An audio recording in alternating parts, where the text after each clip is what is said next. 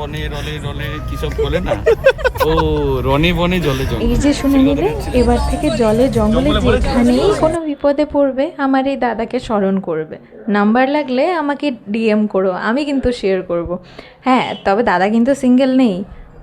Hello everyone, আমি মেঘা। আজ আবার চলে এসেছি পার্ট 2 নিয়ে।